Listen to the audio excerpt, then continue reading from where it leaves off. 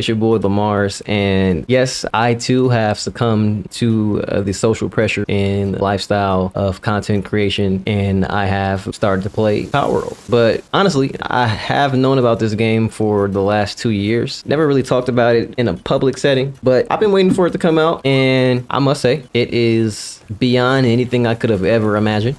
That isn't to say it's the best thing ever, but so far I'm enjoying it. And while I was playing, getting fully immersed in the experience, it really came to my attention that I have never really given the game feedback to assist with its development. And I feel that considering this game is actually in early access, this would probably be the best time to do it, whether the developer sees this video or not. So getting right to it, here's 10 things that I think will make Palworld a better experience. Number one would be the ability to replace foundations of the same type with higher quality material.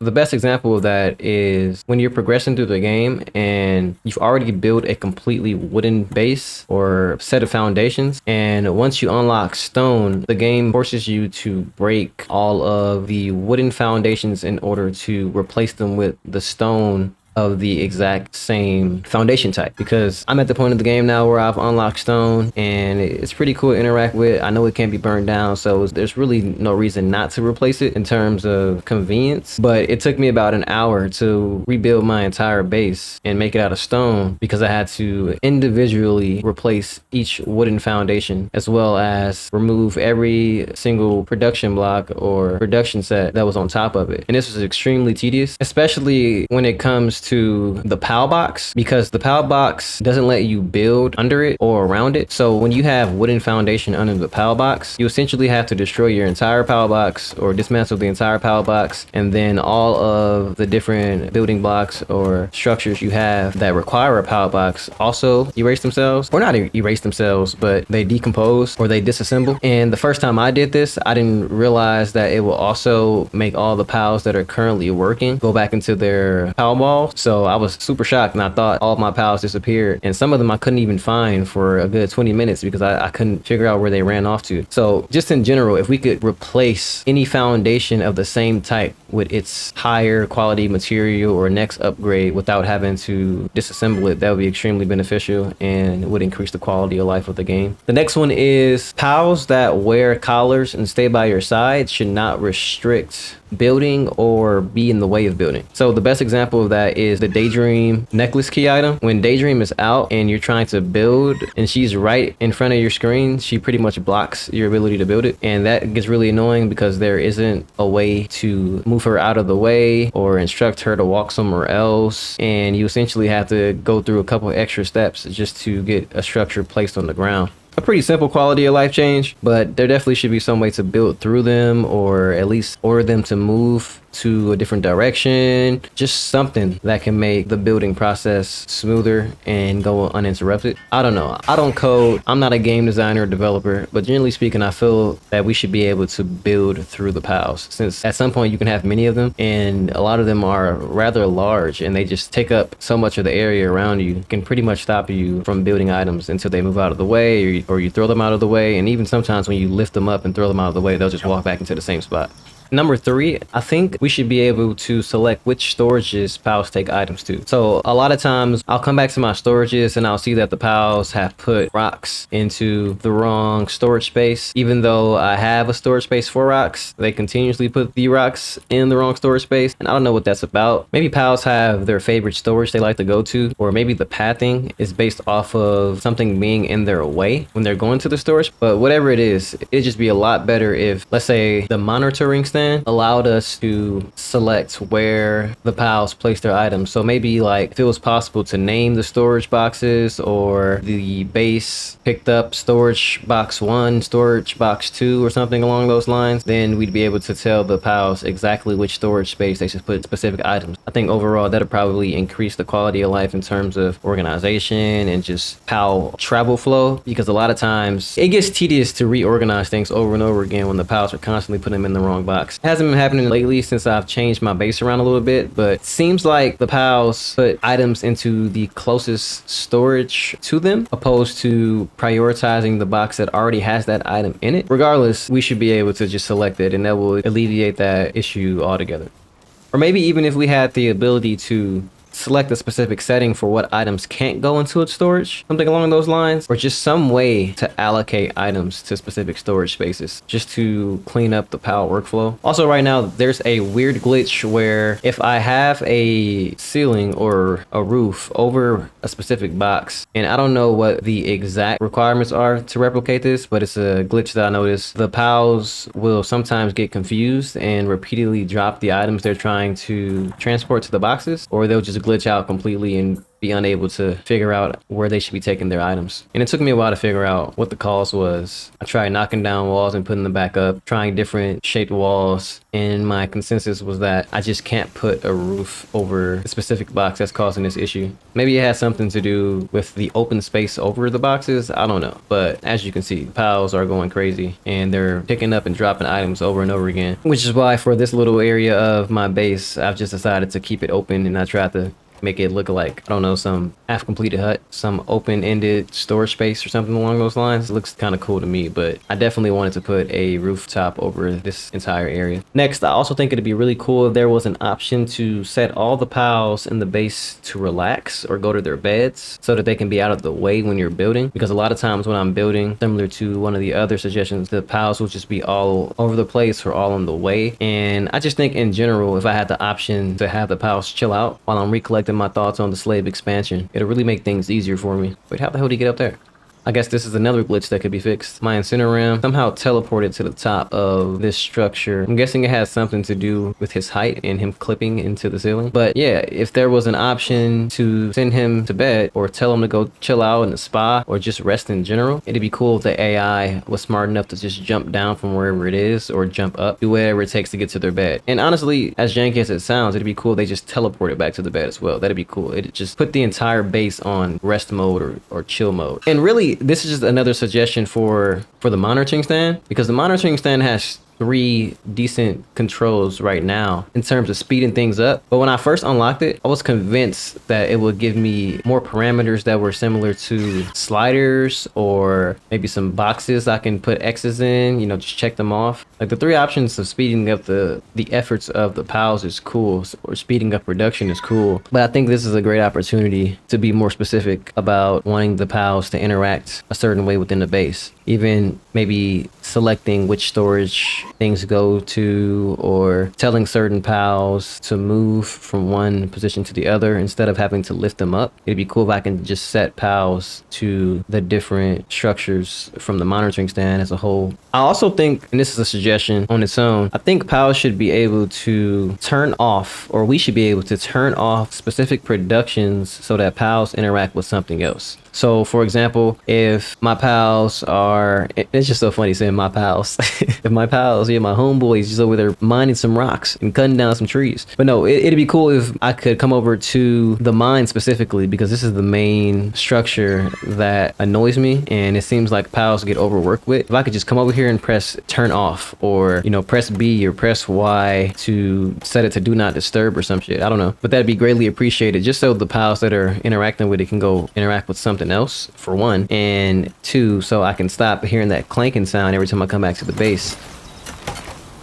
And this next suggestion actually came from my girlfriend indirectly. She thought that my daydream was white the last time she saw it. And I was like, oh, wow, that's a great idea. What if we could recolor the PALs? Now, this one I'm not as pressed about, because I understand changing the palettes of the PALs seems like a more of a modded kind of approach to the game. And just generally speaking, I feel like it can make things look a little janky. But to some extent, recoloring the PALs or just giving them maybe 2 other color palettes would be cool. And maybe we had some kind of structure that we could build that was like the PAL dyer or the PAL salon or the PAL paint shop or something like that. I think it'd be a really cool way to at least add some diversity to the appearances of the PALs, especially since the multiplayer features of the game seem to be greatly appreciated, and there will likely be a meta at some point where we'll be using similar PALs, or more, some PALs will be more common than the others. And I know this kind of touches on the concept of shinies, and we have shinies in the game to some extent, but just in general, if all the PALs had maybe 1 or 2 more color palettes, that'd be cool for mixing things up for the potential monotony of the game. And next, I think this one will be greatly appreciated. We should be able to build while flying. And this one is especially important because you unlock the ability to mount a flying POW at level 15, and 3 levels after that you unlock the stone structure set. So obviously most players are going to start building castles and larger structures since they now have a structure that can't be destroyed by fire, and so building is going to increase tenfold. It's also kind of tedious to try to build anything higher than 3 stories,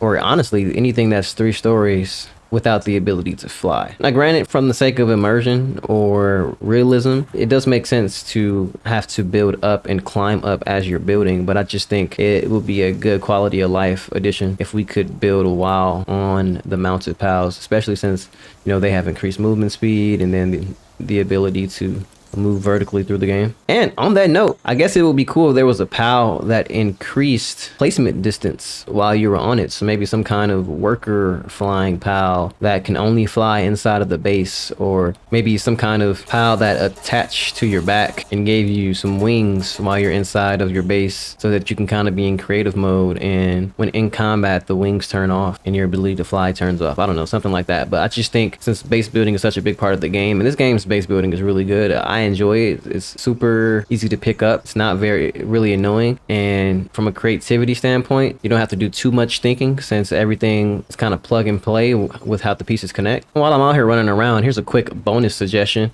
I just thought about how cool it would be if the POWs just had a little bit more interactions in the real world. I know the dire wolves will kill other POWs, or they'll hunt other POWs and then they'll eat them. It's a really cool feature added to the game, as well as the POWs will get into fights with one another. Every once in a while I see a POW doing something with the ground. I can't really tell if it's eating or not, but I just think in general it'd be cool if more POWs would eat from the environment, maybe eat the berries that are on the ground, or eat from a nearby tree, maybe take a nap in the daytime. You know, just more overworld POW interactions. Right now I do think the game's at a really great point in terms of immersion. Oddly enough, you know, when playing a lot of open world games, it's easy to say the game world feels empty, or there's just a bunch of nothing in between, but honestly the developers have done a really good job with placing POWs throughout the world so that you never really get that feeling, and then every once in a while you stumble upon a new POW that gives you that exciting rush of discovery all over again, while also making the repetition of stumbling upon common POWs non-monotonous or significant, because you gain EXP at a faster rate when you capture duplicates of POWs, as well as when you capture 10 of a specific type. And then on top of that, when it comes to ranking up the POWs from, you know, 1 star to 4 star, you need duplicates just to increase their ranks, which makes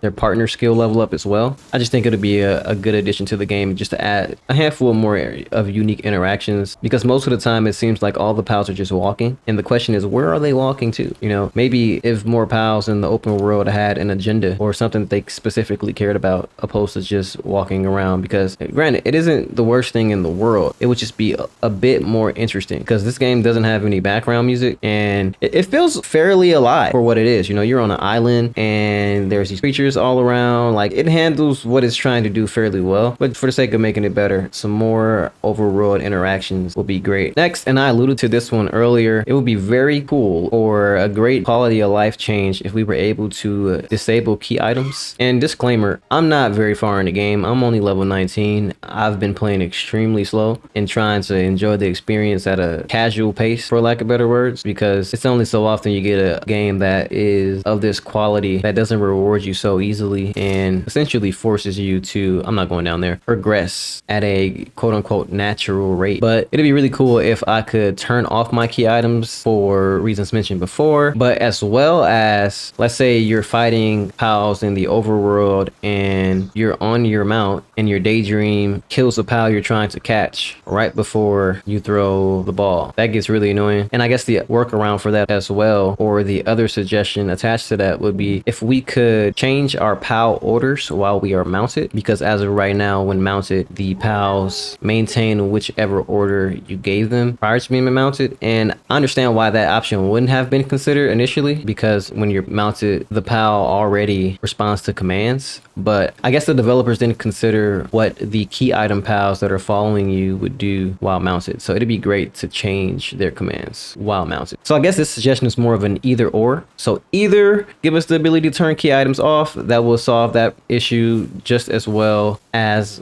an earlier issue I mentioned, or give us the ability to change PAL orders while mounted. I think the second will probably be an easier incorporation, but I don't develop games, so I'll take whatever they can do. And my last suggestion I've considered prior to recording this is that it would be really cool if the world had weather or seasons. And you know, after playing the game for the amount of time I've been playing it, I think it's about 20 plus hours at this point, I'm honestly surprised that I did not notice that. And I'm also surprised that it isn't a feature in the game. I mean, with all due respect, there are so many aspects of this game that are inspired or literally copied from other games, and yet somehow the game doesn't have weather or seasons, right? And I came up with the idea that the game should have seasons, or it'd be cool if it has seasons, because I was running towards one of the shrines or the waypoint thingamajiggers, whatever they're called, and there was this river in between the landmass I was on and the shrine, and I was like, dang, wouldn't it be cool if this was frozen? And it hit me, why doesn't this game have seasons? I mean, that would make the world feel a lot more alive. It'd make it a lot more immersive, feel a lot more realistic, a lot more adaptive. So yeah, that completely threw me off. I mean, it already does a really good job of having a dynamic world from the standpoint of some of the PAL interactions or the random spawns of the syndicates or Team Rocket, but they didn't include weather or season changes. That's such a simple concept that the game would benefit from so much. Like, it hasn't rained at all. And I know in a lot of games rain can be extremely annoying, but I think in a game like this where it's already so immersive and interactive, that something so simple as rain, thunderstorms, or snow would be a no-brainer. And then if certain pals only spawn during those weather changes or season changes in those regions, that'll also be really cool, considering they've already incorporated the concept of pals that only spawn at night, especially more uncommon pals that spawn at night, such as my boy Tombat over here. But if there were pals that only spawn during thunderstorms or hail showers or something like that, that'll really spice things up. It'll add to the playtime, as well as incorporating some additional challenges that present themselves during those seasons, such as, you know, it starts snowing, you have to put on your cold resistant pelt armor. Or, you know, this is a fantasy world and a fantasy island. Why doesn't it rain fire or something hot so that you'll be forced to put on your heat armor? You know, I think that'd be pretty cool, and just add to the survival concepts, because right now the basic survival concepts are really just eating and the temperatures. So some more survival aspects that aren't necessarily drastic or annoying, but have benefits as well as drawbacks, would be a good way to switch things up in the game and just keep it interesting. Oh my god. This is exactly why I suggested what I suggested. You know what? Where's my butcher knife? Yeah, that's pretty much all I've come up with so far. There's definitely a lot more the game can benefit from, and I'm sure there are some forums or bug report sections out there where these suggestions are being made. But if you made it this far, thanks for being a pal, and remember, the world is yours. And by the way, why does it seem like every time I go far away from the base, half of my pals have received some kind of injury? Like, what are they doing when I'm not around? And what are these daydreams doing in the daytime? Yo, what's up, MTV Cribs? It's your boy Lamar's, and behind me is my mansion. Come on in, let me show you around. This is where my cat hangs out and digs for gold. What's up, Skittles? She a gold digger.